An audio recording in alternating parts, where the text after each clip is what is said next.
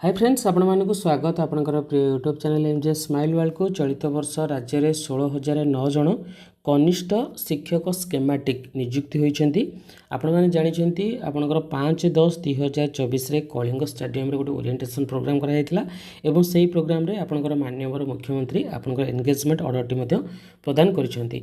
तो पाखापाखि आपंकर 738 जन आपंकर नवरंगपुर जिले में स्केमाटिक टीचर आप जूनियर टीचर स्केमाटिक भाव नियुक्ति होती किंतु आपंकर विभिन्न सोर्स देखा मिली कि सेठी आपंकर जिला भित्तिक नियुक्ति जो दाबी रही जोर धरी जहाँफल कि नूतन भाव नियुक्ति होता शिक्षक मानक विद्यालय में रिपोर्टिंग करने को दौना।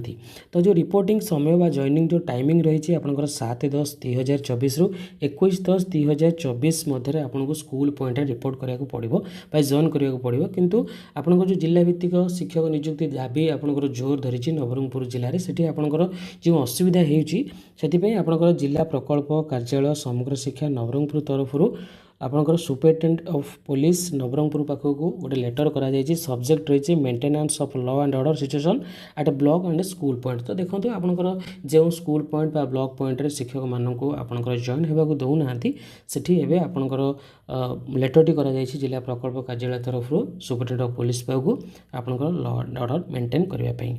होप आज भिडियोटी आप इनफॉर्मेटिव थी। जब भिडियोटी आपको भल लगे भिडियो लाइक करेंगे, शेयर करेंगे, हम चैनल सब्सक्राइब करेंगे। धन्यवाद।